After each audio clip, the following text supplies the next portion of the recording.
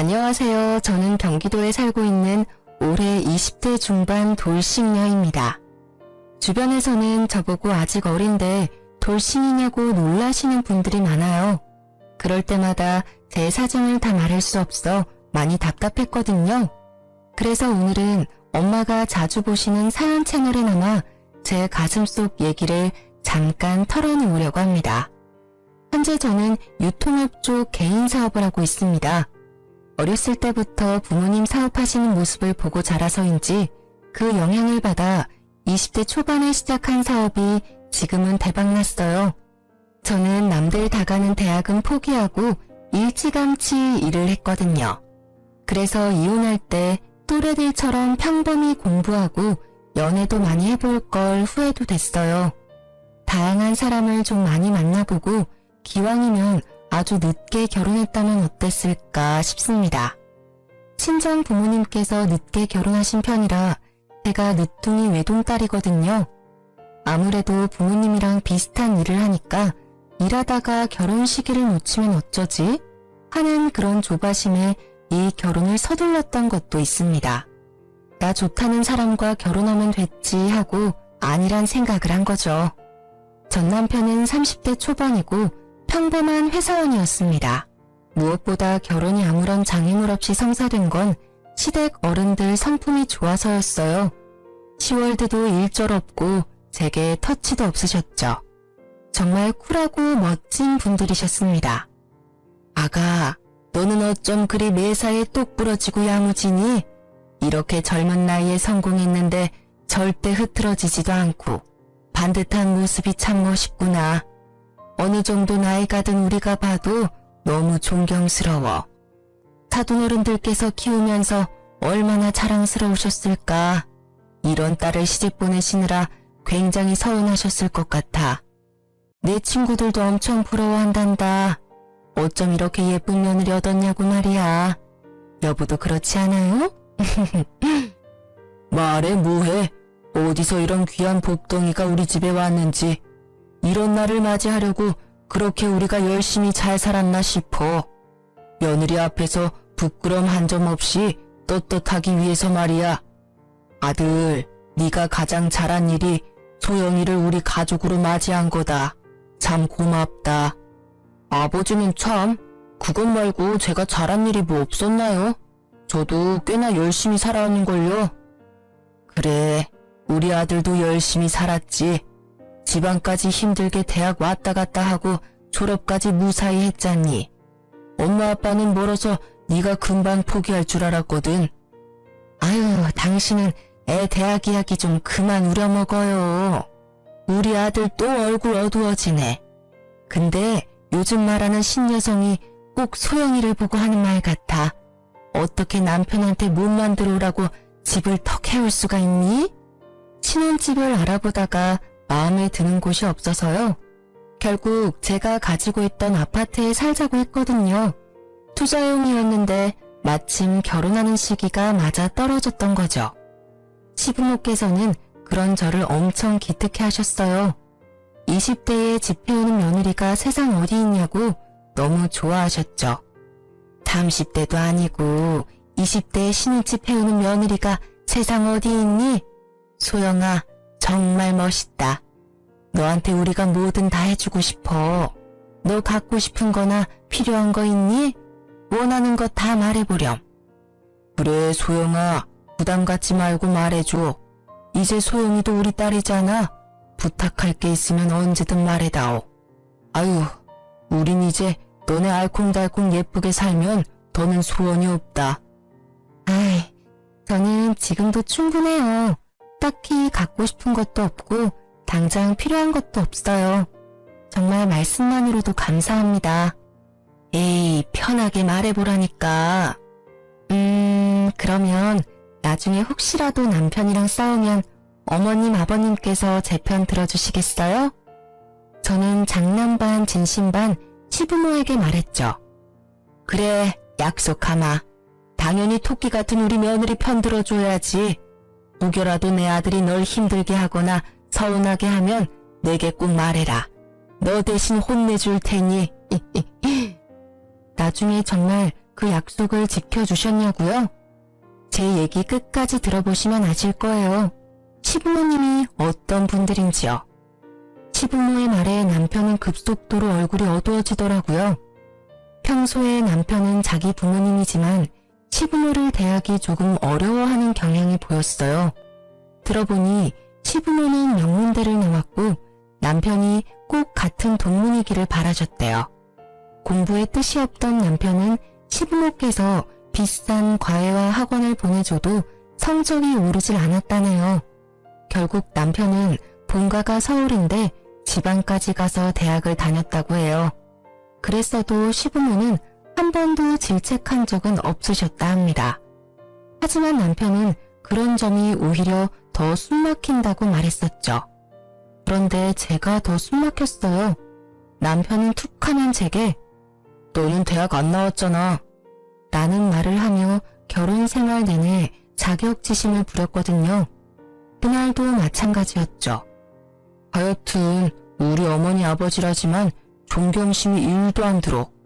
너도 보면 혼자 칭찬받는 거 은근히 즐기더라. 그럴 때 네가 너스레 좀 떨면서 남편 칭찬하면 좀 좋아? 집 하나 해왔다고 아주 어깨가 으스대는 꼴하고는. 아니 자기는 내가 뭘 했다고 말을 그런 식으로 해? 좋게 밥 먹고 와서는 왜 짜증이 나는지 모르겠다. 어머님 아버님께서 며느리 그 정도 칭찬도 못하실 일이야? 세상에 서로 미워하는 고부관계 천지야. 날 좋아해 주시고 예뻐해 주시니 얼마나 천운이야. 당신은 내가 시댁이랑 사이 좋은 게 싫어? 너 바보냐? 우리 부모님 대놓고는 못 그러시니 은근히 너 앞세워서 나 무시하시는 거잖아. 넌 그게 안 느껴져? 어? 무슨 말이야 그게. 내가 지방에 있는 대학 나오고 별 볼 일 없는 회사원이라서 아직도 실망이 큰 거지. 외동아들이 당신들처럼 명문대 나오고 그럴듯한 집안이랑 결혼할 줄 알았을 거야. 근데 겨우 작은 사업하는 여자애랑 결혼했으니 얼마나 속이 타겠어. 너 볼 거라고는 어쩌다 마련한 자가랑 어린 것뿐이잖아. 우리 부모님 앞에서는 너 칭찬하는 척 뒤에서 분명 호박씨 깔걸? 그니까 푼수처럼 너무 좋아하는 티 내지 말라고. 지방대 나왔다고 무시할 분들 전혀 아니시잖아. 당신 무섭다. 자격지심이 너무 심한 거 아니야? 어떻게 자기네 부모님을 그런 식으로 매도해? 그리고 뭐? 겨우 사업하는 어린 여자애라니. 날 여태껏 그렇게 생각해온 거야? 난 어머님 아버님한테 따뜻함을 느꼈어. 나 칭찬해주신다고 무조건 좋은 게 아니라 선한 분들이라는 걸 눈빛만 봐도 알겠다고. 근데 당신은 결혼하고 왜 이 모양이니? 예전엔 아니랬잖아. 자격지심? 뭘 알고 떠들어대. 하긴 대학도 안 나온 네가 뭘 알겠냐. 대학 문턱도 안 밟아본 네가 이해할 수 있는 부분이 아니겠지. 시댁 식구들을 만나고 오면 기본 일주일은 그렇게 냉전이었어요. 대학 안 나온 건 사실이니까 그 부분은 무시해도 뭐라 반박도 못하겠더라고요. 오히려 저는 결혼하고 1, 2년은 엄청 싸웠다는 부모님 말씀을 듣고 참아보려 했어요. 어쩌면 제가 놓치고 있는 남편의 상처가 있나 유심히 살폈죠. 처음에는 찾아서 보듬어주고 싶었거든요. 그땐 정말 사랑했으니까요. 그런데 남편이랑 자꾸 부딪히는 상황이 생길 때마다 그냥 포기하고 싶더라고요. 여보, 한간에 못 보던 운동화가 있네? 하여튼 눈썰미는 좋다니까. 새로 샀어. 30만원 더 얹어서 리셀가로 겨우 구매했지. 내가 구한다고 얼마나 개고생했는지 몰라. 리셀가? 아니 겉보기에는 그냥 평범한데 저걸 30만원이나 더 줘서 구매한 거야? 왜? 세상에 널린 게 운동화잖아. 왜긴 왜야.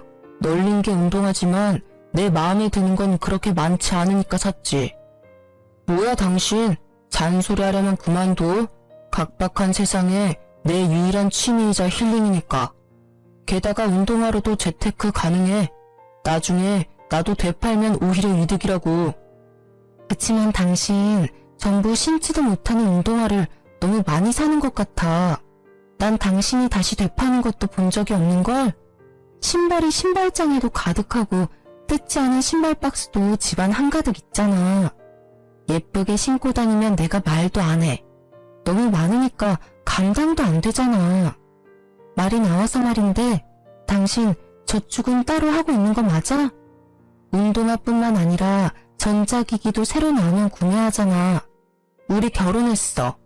아이도 언젠가 생길 텐데 이제 젊었을 때처럼 갖고 싶은 거 사고 싶은 거 마냥 다 살 수 없잖아.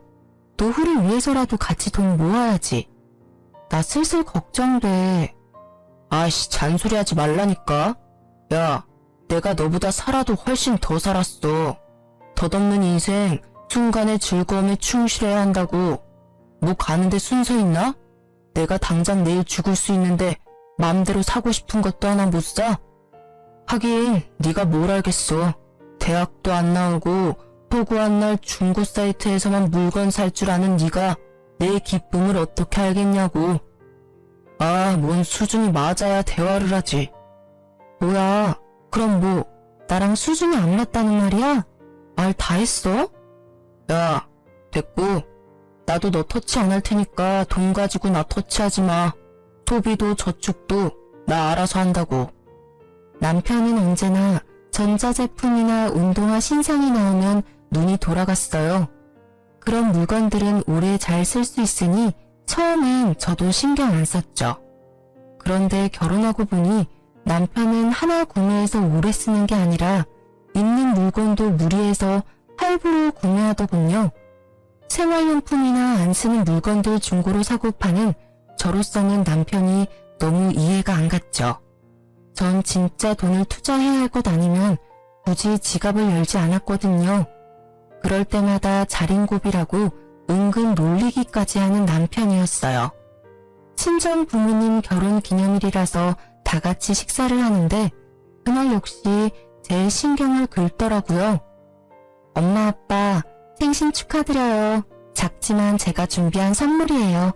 아이고, 우리 결혼 기념일이 뭐라고 선물을 준비했어. 엄마 아빠가 결혼해서 내가 세상에 나온 거잖아. 나한테도 의미 있는 날이지. 그때 남편은 웃음이 터져 말했어요. 웬일로 돈 썼대? 또 중고로 샀냐?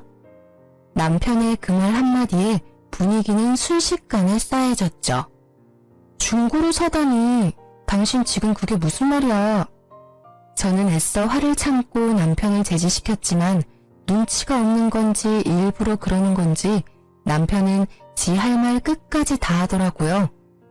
장인어른, 장모님, 제 말 좀 들어보세요. 남들은 이 사람 사업한다고 잘 사는 줄 아는데요. 겉만 번지르르 하지 생각보다 돈이 별로 없는지 엄청 돈을 아껴요. 집 사는데 다 쓴 건지 아님 저 몰래 어디 투자라도 하는 건지 모르겠어요. 허구한 날 돈 타령해서 저 좀 힘들어요. 제가 운동화라도 하나 사려고 하면 그걸 못 사게 해요. 멀쩡한 집이 있으면 뭐해요? 그 안에 살림살이는 죄다 중고 물건인데. 아니, 이 녀석이 자네 운동화도 하나 못 사게 했다고? 친정 부모님께서는 남편의 말에 당황한 듯 하셨죠. 저는 서둘러 농담이니 놀라시지 말라고 둘러댔어요. 집으로 돌아와 얘기하는데 기가 막혔어요.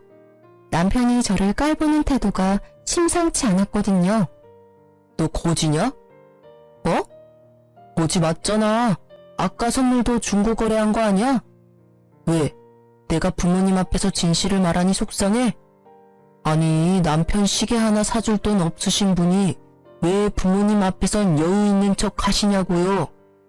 자기 설마 그때 나한테 시계 사달라고 한 거 지금 내가 그거 안 사줬다고 이러는 거야? 너 애야? 갖고 싶은 거 못 가졌다고 장인 장모 앞에서 그게 뭐하는 행동인데? 남편이 얼마 전에 다음 달 월급 받으면 준다고 제게 시계 좀 예약 구매 좀 해달라고 했어요. 근데 제가 딱 잘라 거절했거든요. 아니, 경제적인 부분 터치 일절하지 않고 각자 알아서 하기로 한 지가 불과 며칠 전인데요. 벌써 무얼 사겠다고 제게 돈을 빌리려는 모습이 너무 한심해 보이잖아요. 그랬더니 그 일로 되게 화풀이 했던 거였어요. 너 때문에 결국 스마트워치 예약 구매 못했잖아. 예약 구매를 해야 빨리 받을 수 있고 차 한 푼도 있는데 말이야. 애초에 그 나이 먹고 수중에 그 정도 돈도 없는 게 말이 돼? 그게 더 문제야. 시계를 못 산 건 나 때문이 아니라 당신 씀씀이의 문제가 있는 거지. 이번 기회에 당신 소비 생활을 좀 되돌아봐. 그리고 돈 없어서 장인어른 장모 밥 한 끼도 대접 못하면서 나보고 거지? 그래, 나 중고거래 좋아해. 비록 이 집의 물건들, 물론 백화점에서 산 것들은 아니지만 중고로 샀어도 새 제품이라고. 내가 네 말대로 거지면 이때까지 내가 했던 선물들 내가 다 가져가서 팔아도 되니? 뭐?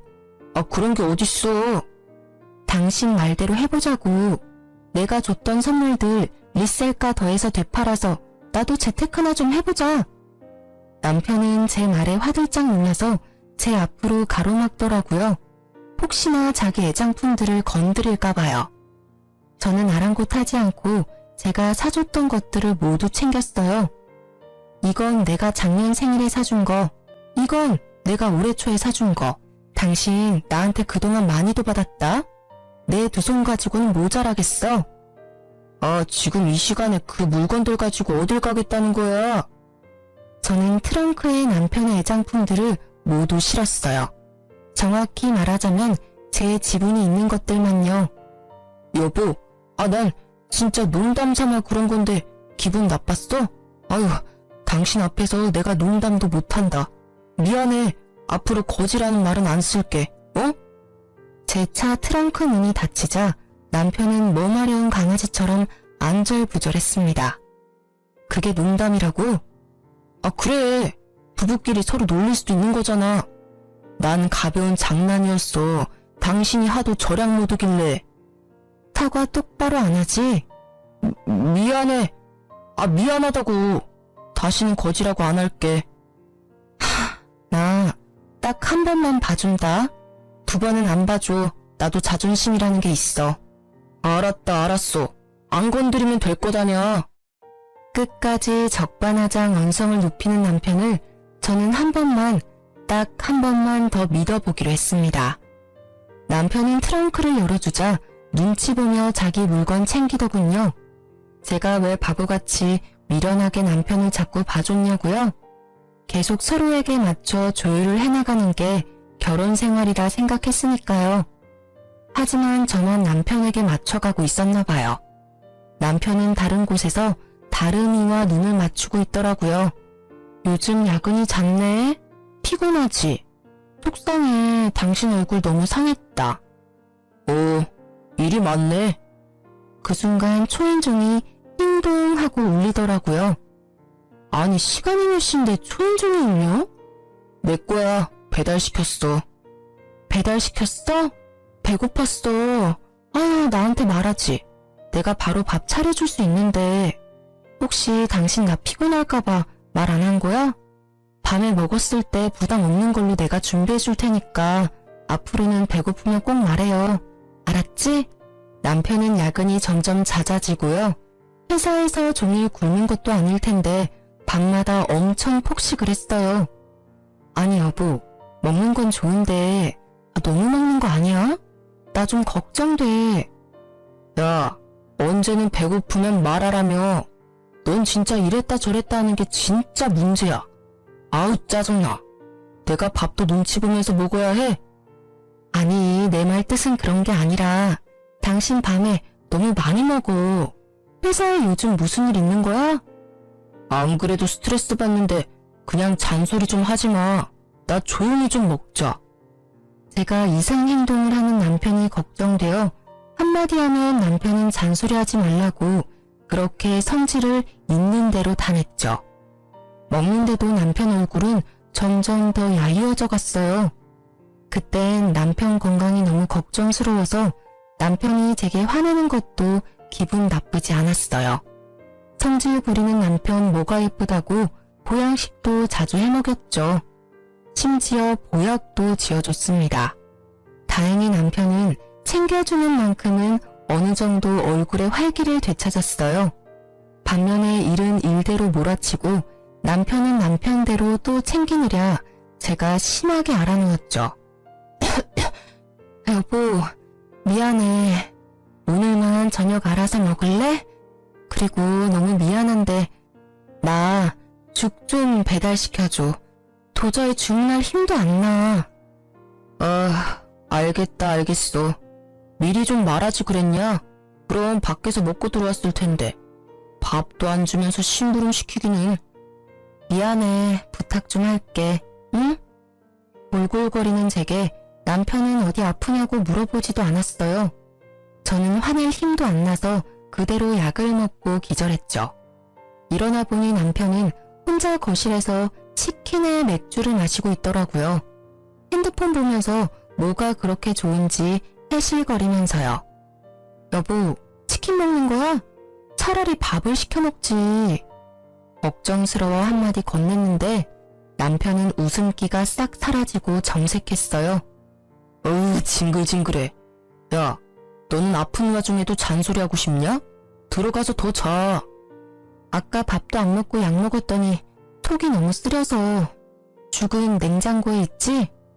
죽? 아까 내가 죽 좀 주문해달라고 부탁했잖아. 너 자길래 안 시켜도 되는 줄 알았지. 뭐? 내가 주문해달라고 부탁했잖아. 왜 성질이야? 아픈 거 맞아? 소리 지를 힘은 남아있나 보네. 밥에 물 부으면 죽 아니야? 대충 커피포트 물 끓여서 밥 말아 먹어. 야, 죽 시키는 게 어려운 일이야? 치킨 먹으면서 내 생각은 안 나던? 내가 죽을 손수 끓여달랬니? 아님 포장을 해오랬냐? 그냥 배달앱 들어가서 주문만 하면 되는 거였잖아. 문 일찍 닫으니까 주문 좀 해달라고 그렇게 부탁했는데. 우냐? 겨우 그거 가지고 우는 거야? 진짜 왜 저러냐. 그래, 운다. 속상해서 눈물이 나는 걸 어떡할까 그럼? 당신 죽할 줄 알아? 모르잖아. 부인이 아프다는데 대충 물에 밥 말아 먹으라는 말을 어쩜 그렇게 쉽게 하니? 난 몰라. 당신이 죽 안 시켜줬으니까 나 편의점 죽이라도 사다 줘. 진짜 귀찮게 하네. 귀찮다고? 엘리베이터만 타고 내려가면 바로 있는 상가 편의점도 못 가겠어? 진짜 서운하다. 당신 아픈데 내가 이렇게 무심했어 봐. 아마 난리 났겠지. 또 안 사면 뭘 얼마나 들들 볶으려고 그래? 사올게. 사온다고. 남편은 우는 절 보고 입이 삐죽 나와서는 문을 쾅 닫고 나갔습니다. 보니까 열받아서 나간다고 전화랑 지갑 다 두고 갔더라고요. 저는 일부러 그러는 건지 정말 한숨만 나왔어요. 정이 뚝 떨어졌죠. 지갑을 챙겨서 남편에게 가려는데 남편 전화 톡 알람이 뜨더라고요. 평소 같으면 안 봤을 텐데 아까 남편이 해실거리는 모습이 떠올라서 슬쩍 봤어요. 뭐야, 밥도 안 차려주고 심부름을 시켜? 지가 상전이야? 당신 부인 정말 웃긴다. 불쌍한 우리 저기, 내가 보듬어주고 싶다. 한여름이었는데 그 톡을 보자 온몸이 바들바들 떨리더라고요.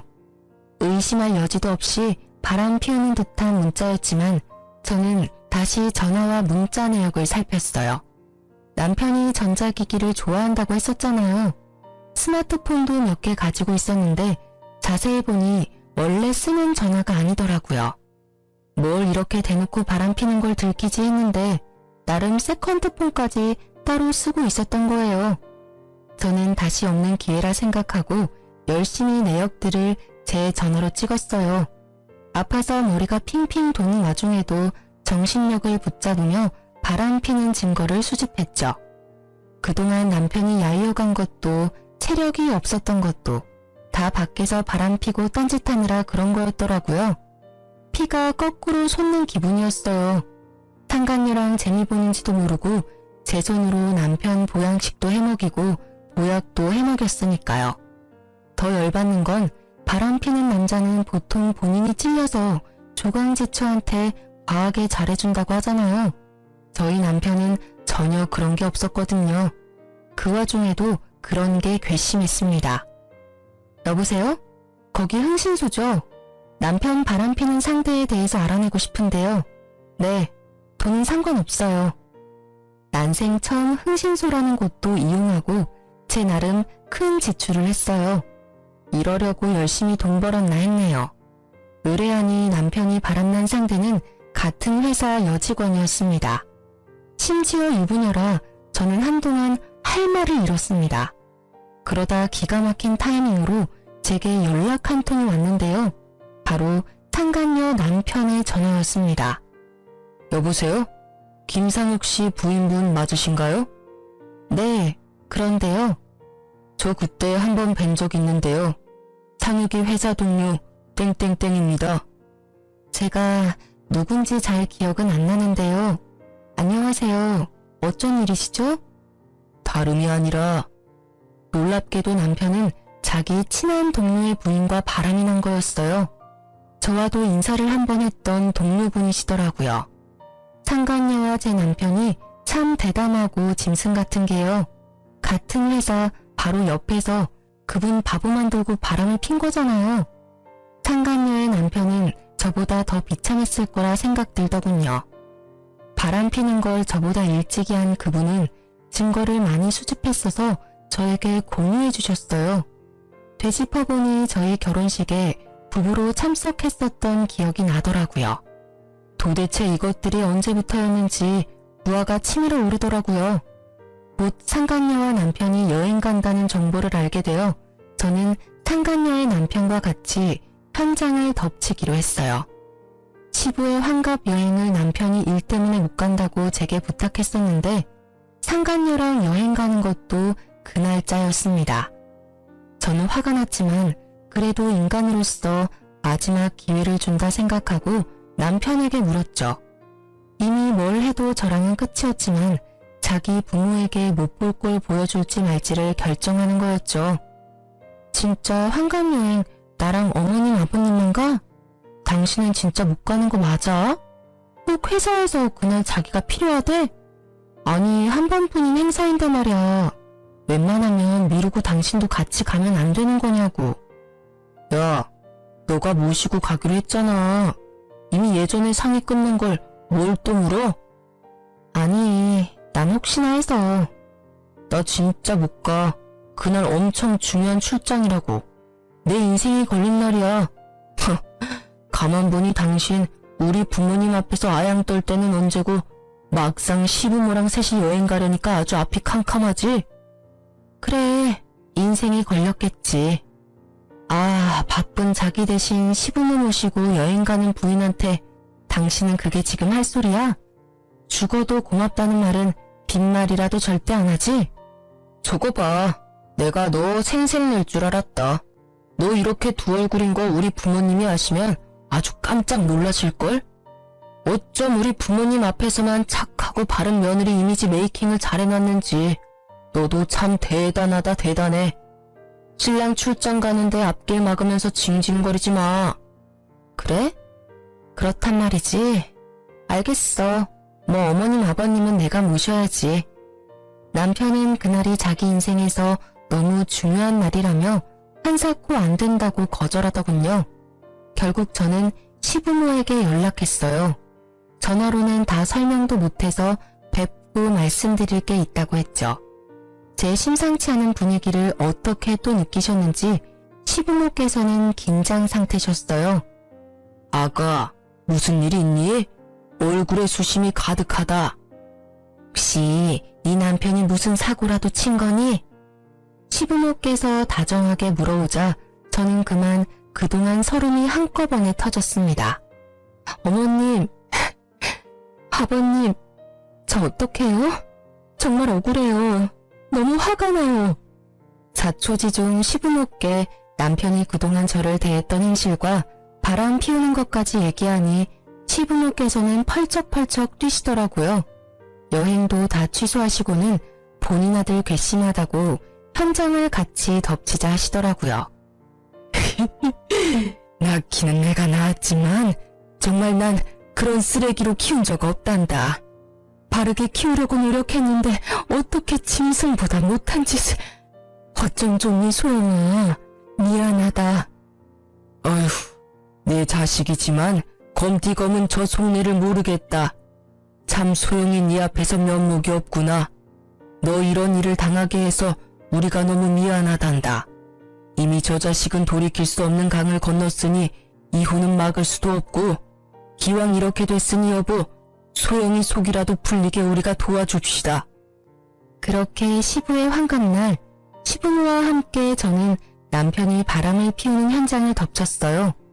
호텔방 문을 상간녀가 열었는데 아무렇지 않게 들어오라고 하더군요.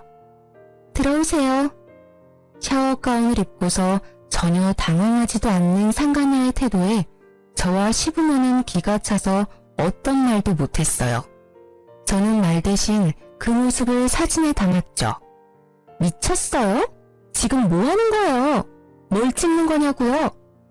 뭐 하긴요. 당신 그 더러운 추태를 증거로 남기는 거죠. 증거? 웃겨라 정말. 누가 눈 하나 깜빡한다고 협박이야. 원래부터 저 사람 제 남자였어요. 어머님 아버님 모르셨겠지만 제가 먼저였다고요. 제가 이제 두 분 모실 테니까 이 어린 기집의 말에 이제 휘둘리지 마세요. 상간녀는 본인이 비련의 여주인공이라도 된 듯 굴었습니다.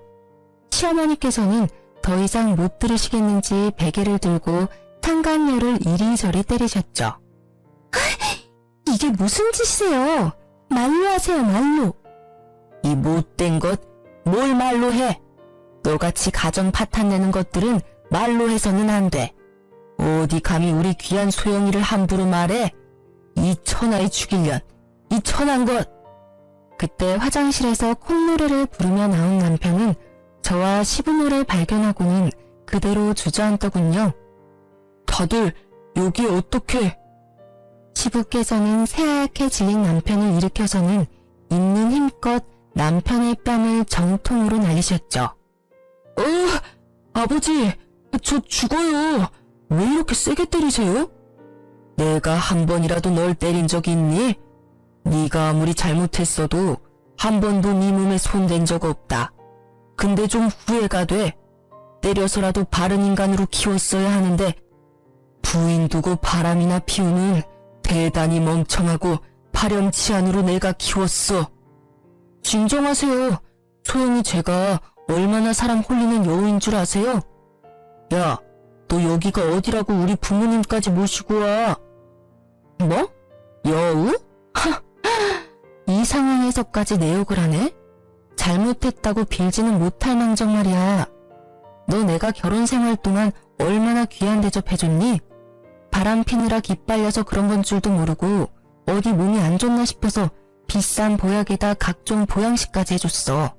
그런데 뒤에서 이런 더러운 짓거리를 하고 있었어? 야, 넌 좀 입 다물어. 네가 끼어들 자리가 아직도 보여? 그러게 말이야. 얘 어리다고 어른들이 우쭈쭈 해주니까 전분이 세상 같았지? 이 사람은 지옥이었대. 나 만나 겨우 천국 만난 거지. 우리 정말 사랑하고 있어. 그러니 방해 말고 꺼져. 어머, 감히 니까짓 게 뭔데 내 며느리, 아니 내 딸한테 함부로 말해? 에잇, 너나 썩 꺼져라. 시모가 제 편을 드신다고 상간녀의 머리채를 잡고 이리저리 흔들자 남편은 시모를 거칠게 떼놓고 말했어요. 아, 어머니, 그만하세요. 이 사람 안 그래도 머리숱 소중한데 그렇게 쥐 뜯어버리면 어떡해요? 자기, 괜찮아? 난 괜찮아. 어머, 내 머리카락 몇 개가 빠진 거야? 난 몰라. 어머님, 정말 너무하시네요. 누구 보고 어머니래 저 미친 게. 그리고 너, 이 자식 어디 엄마를 있는 힘껏 밀쳐? 어이 참, 그만하시라고요. 제 말 좀 들어보세요. 아버지, 이렇게 호텔방에서 소개시켜드리고 싶지 않았는데요. 기왕 이렇게 된 거 정식으로 소개해드릴게요. 이 사람 엄마 아빠랑 동문이에요. 명문대 나왔다고요. 제가 못해드린 효도 이 사람이 대신 해줄 거예요. 대학도 못 나온 지금 며느리보다 연륜도 있고 같은 학벌인 이 사람이 훨씬 낫잖아요. 제가 하고 싶은 사업도 밀어주기로 했어요. 짠순이처럼 허구한 날 돈 타령하는 저 기집애랑 차원이 다르다고요. 그러니 엄마 아버지, 오늘 모습은 못 봤던 걸로 해주시고 이만 돌아가 주세요. 저희한테는 오늘이 의미 있는 여행이에요. 첫 번째 결혼은 저런 수준 떨어지는 애랑 생각 없이 해버렸지만 두 번째 결혼 생활은 저 정말 자신 있어요. 이 사람이랑 행복하게 효도하면서 살 거예요. 아, 어리다고 다 좋은 게 아니었어요. 쟤는 연애할 때 잠깐 설레이는 게 다였다고요. 반면에 이 사람은 나보다 나이도 많고 진짜 사람이 진국이에요. 남편은 제 말은 싸그리 무시하고 시부모에게 상간녀를 소개하더군요. 그러자 시부는 뭔가 결심한 듯 말하셨어요. 저런 천하의 쓰레기를 다 봤나? 고쳐 쓰지도 못해 저런 놈은. 소영아, 이만 가자. 저것들이 하는 개소리 이제 더 들을 필요도 없다. 아버지, 진짜 아프다고요. 운동을 성실히 하는 시부가 거칠게 남편 뺨을 날리자 남편이 나가 떨어졌는데요. 상간녀는 제 남편 말고 다른 곳으로 뛰어가더군요. 자기! 드디어 문 밖에서 기다리고 있던 상간녀 남편이 들어왔죠. 상간녀는 개거품을 울며 바닥에 주저앉았습니다. 어머, 여보, 여길 어떡해? 너희 진짜 가지가지한다. 상간녀는 무릎을 꿇고 지 남편에게 싹싹 빌고요. 친구에게 몹쓸 짓을 걸린 제 남편은 양심은 있는지 고개를 떨궜죠. 네가 어떻게 여기에? 상간녀의 남편은 그 둘을 싸늘한 눈빛으로 바라보다 말했어요. 착각하지 마. 내 와이프 돈 없어. 그리고 저 사람 너 안 사랑해. 바람 피는 사람이 한두 명이 아니거든. 여보, 어디까지 아는 거야? 다 아니야. 오해라고. 전현이 여기로 데리고 온 거야? 그런 거야? 야! 저에게 달려들려는 상간녀의 몸을 잡고 그 사람은 말했어요. 내가 알려줬어. 내가 여기 불렀고. 각오해. 내가 언제부터 알았을 것 같아? 어디까지 알 것 같니? 자기 남편의 말에 상간녀는 부르르 몸을 떨며 흐느끼더군요. 야, 잠깐이나마 동료를 떠나서 친구라고 생각했어. 근데 어떻게 내 부인이랑 이런 짓을 벌여? 미안하다. 하지만 우리 정말 사랑하고 있어. 네가 물러나줘. 곧 다 정리하고 이 사람이랑 합칠 거야. 미안하다는 말은 나 말고도 여기 계신 네 가족분들한테 해야 하는 것 아니야? 사죄도 모자랄 판에 어디 불륜녀한테 고백을 하고 있어. 이 여자가 널 사랑해? 웃긴다. 너 얘가 만나는 사람이 몇 명인 줄 알고 그런 섣부른 판단을 하냐? 야, 착각하지 마. 넌 쓰레기들 중 하나일 뿐이니까. 혹시 저 여자가 너한테 돈 얘기했니? 저 사람 땡전 한 푼 없어. 빈털털이라고. 모자란 너 사업해줄 돈도 없고 사랑하는 남자만 여럿이니까 착각 말라고. 아니야, 그럴 리가 없어. 자기야, 나 사랑한다며. 사랑해서 다 해주고 싶다며. 이 자식이 거짓말하는 거지? 남편이 상간녀의 남편을 밀치자 상간녀는 눈을 희번뜩하며 남편의 멱살을 잡고 흔들어대더군요. 이 자식이? 어디 내 남편 몸에 손대? 야, 너랑 급이 달라 내 남편은. 아니야, 아니라고. 자기, 나 사랑한다며. 미친놈, 사랑 이러고 있다. 상간녀의 돌변한 태도에 남편은 현실 부정을 하며 울부짖더라고요. 더러웠지만 지한테는 진짜 찐 사랑이었나 봐요. 시부모는 못 볼 꼴을 봤다며 한탄을 하셨죠. 내가 오래 살다 보니 별 꼴을 다 본다. 아니 저런 미치갱이들을 다 봤나? 그렇게 대환장 사건은 마무리가 되었고 며칠 뒤 시모가 연락이 왔는데요. 소영아, 우리가 네 편 들어준다 한 거 기억나지? 변호사 연락처다. 너한테 내일 전화 올 거야. 우리가 수임료 다 줬고 변호사랑 충분히 상담해보고 너 하고 싶은 대로 하면 돼. 우리는 일절 신경 쓰지 말고 말이다. 어머니, 이렇게까지 안 도와주셔도 돼요. 저는 죄송한 마음에 그냥 깔끔히 제가 이혼 준비한다고 말했지만 시부모는 안 된다고 하셨죠. 네가 받은 상처 평생 기억날 거야. 시간이 무뎌지면 좀 괜찮겠지. 하지만 어느 날 갑자기 기억이 떠올라 괴로울 거야. 그런 죄를 지었는데 우리가 어찌 편하게 있겠니? 우리가 다 해주고 싶어서 도와주는 거니까 이기적이라서 미안하지만 소영이 네가 우리 도움 좀 받아주렴. 착한 며느리한테 지울 수 없는 죄를 지어 우리가 마음이 너무 괴로워서 그래. 잘못은 그 사람이었는데 왜 어머님 아버님이 괴로우셔야 해요. 저는 정말이지 그게 너무 화가 나요. 아이고, 우리 착한 며느리 어쩜 좋니. 저와 시부모는 부둥켜 안고 한참을 울었네요. 겨우 맘을 추스리고 시부모와 얘기하고 있었는데요. 눈치 없이 남편이 시댁에 찾아와서는 제 바지가랑이를 잡고 매달렸어요. 여보, 이럴 때일수록 조강지처가 있어야 해. 지금 이거 금방 지나가는 시련일 뿐이야. 그렇죠, 아버지 어머니? 아니, 셋이 그렇게 사랑하는데 저 하나 때문에 헤어질 수 없잖아요. 예? 저 정신 차렸어요. 여보, 나 믿지? 그 늙은 여우한테 내가 잠깐 홀렸지만 말이야. 이제 교훈을 얻어서 다시는 그런 일 없을 거야. 나 2번 실수는 절대 안 하거든. 뚫린 입이라고 정말. 이 웬수야, 부모님 앞에서도 그러고 싶니? 네가 한 짓들을 돌이킬 수 있다고 생각해? 네가 우리 가족 모든 걸 파괴한 거야, 이 못된 놈아. 저는 참지 못하고 남편의 가슴을 마구 때리며 말했어요. 그러자 시모는 조용히 다가오셔서 제 등을 쓸어주시며 말했어요. 결혼할 때 내가 말했던 게 기억나지, 아들? 시모가 의미심장한 말을 하자 남편은 눈물을 글썽이더라고요. 잘 기억나지 않아요. 왜 기억이 안 나? 엄마 아빠랑 약속했었잖아. 그렇죠, 여보? 시모가 의미심장한 말을 하고 시부가 뒤이어 말하셨어요. 결혼 생활에 만에 하나라도 허튼 짓 하면 네가 가진 것들 누리는 것들 이제 없을 거라고 말했잖니. 이 집엔 이것은 이제 없다.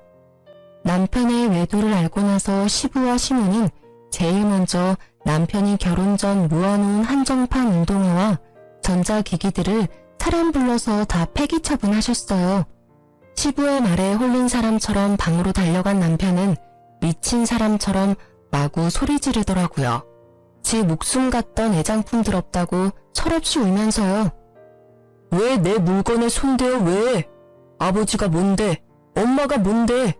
이씨, 그게 다 얼마짜린데? 얼마나 내가 힘들게 모은 건데? 이 자식아, 내 집안에 있는 것들 모두 내 것인데 네 물건이 어딨냐? 아버지, 어머니. 이놈아, 네가 아직도 잘못 알아들었구나. 이 집에 네게 더 이상 없단다. 물건도 사람도 말이야. 즉 더 이상 네 부모도 여기 없는 거야. 엄마, 뭐라는 거예요 지금? 내 집에서 썩 나가. 제가 잘못했어요. 죽을 죄를 지었어요. 그러지 마세요. 여보, 내가 진짜 잘못했어. 여보가 하라는 대로 살게. 앞으로 여보 말 충성하면서 살게. 여보가 좀 우리 엄마 아빠 말려봐. 여보 말이라면 다 들어주실 거란 말이야. 미안하지만 역겨우니까 여보라고 부르지 말아줄래? 어머님 아버님 뜻이 그런데 내가 뭘 어쩌겠니.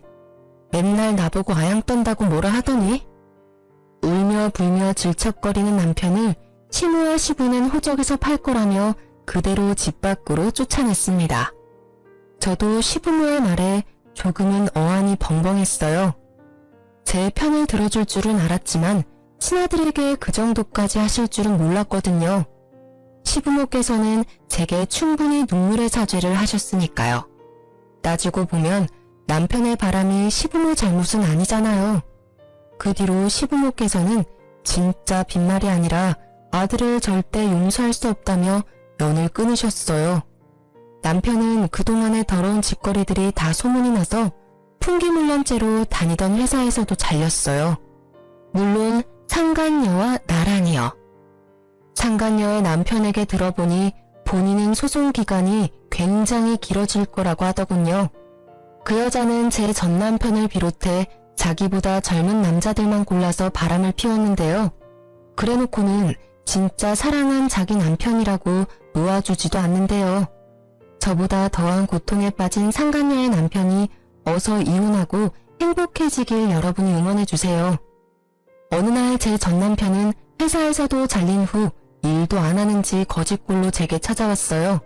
정말 폐인이 다 됐더라고요. 처음엔 얼굴 보고 알아보지도 못해서 목소리 듣고 알았어요. 누구세요? 소영아, 나 돈 좀 빌려줄 수 있니? 내가 며칠째 밥을 못 먹었어. 저 어리다고 무시하고 또 사업한다고 유죄 떤다 무시하던 전 남편은요. 제 사업장까지 찾아와서 돈을 구걸하더라고요. 막상 제 사업 규모 보고 놀랐는지 갑자기 돌변해서는 소영아, 우리 다시 어떻게 잘해보면 안 되겠니? 나 진짜 이제 변했어. 너 여기 혼자 감당돼? 내가 여기 일 좀 도와줄게. 그럼 예전처럼 다시 엄마 아빠랑 나도 사이 좋아지고 서로 좋은 일 아니겠어? 아, 그게 무슨 개소리야. 허구한 날 나 깔보더니 막상 눈으로 보니까 내 것들도 탐나? 또 기생충처럼 나한테 기생하게? 야, 꿈도 꾸지 마. 그리고 한 번만 더 찾아오면 경찰에 신고할 테니까 그렇게 하라. 쪽팔리게. 아니, 네가 웬만큼 쓰레기여야지. 속도 겉도 다 쓰레기꼴로. 그게 뭐니? 일은 아예 안 해? 이거 먹고 떨어져? 당장 꺼지라고. 제가 5만 원을 전 남편 얼굴에 던지자 전 남편은 쭈뼛거리며 비굴하게 5만 원을 집어들었어요. 노숙하고 다니는지 냄새도 엄청 났거든요. 저는 직원들에게 탈취제를 뿌리라고 주고는 뒤돌아섰죠. 내가 만난 사람의 처절한 밑바닥을 마주하니 한 번 더 속이 쓰렸죠. 이제는 남이지만 제 전 시부모는 짐승 같은 아들과 연을 완전히 끊고 제 앞날을 더 걱정하셨죠. 도영아, 넌 아직 젊고 능력 있어서 더 잘 될 거야. 지금껏 그래왔던 것처럼 앞만 보고 달리렴. 넌 더 좋은 사람 만날 거야. 그렇게 가끔 안부 인사도 나누곤 했는데 이혼이 다 마무리되니 더 이상 연락을 하지 말자고 하시더라고요. 제 앞날에 더 이상 걸림돌이 되고 싶지 않으시다고요. 저 참 많이 울었어요. 이혼했으니 어쩔 수 없이 그게 순리인 건데 말이죠. 제가 그 전에 못해줬던 신혼집 대신이라고 사무실도 하나 제 이름으로 계약해 주셨어요. 그리고 또 전 남편이 찾아올까봐 걱정도 되셨나봐요. 제가 사업이 잘 되기는 했어도 사무실은 가격 때문에 좀 외진 곳에 있었는데요. 좋은 시부모님 덕분에 땅값 걱정 없이 월세 걱정 없이 지금 좋은 곳에서 제 사업 열심히 번영시키고 있어요. 일하느라 바쁘게 살아서 이혼 후에 큰 후유증은 안 남았네요. 돌이켜보면 결혼 생활 내내 좋았던 건 전부 시부모님이랑 함께한 기억이더라고요. 전 남편은 제 기억 속 평생 원수이겠지만 그 원수 덕에 귀인을 또 만난 거라 참 복잡 미묘해요. 전 남편은 술에 의존하고 살고 있다던데 그놈은 정말 더 큰 벌 받아야 해요. 자기 가정 파탄내고 남의 가정까지 파탄냈으니까요. 상간녀는 얽힌 집안만 몇 개라 소송으로 알거지가 됐다는 소문을 마지막으로 들었습니다. 제발 끼리끼리 붙어먹고 착한 사람들 피해주지 않고 살기를 바래요. 제 긴 사연을 같이 들어주셔서 감사합니다.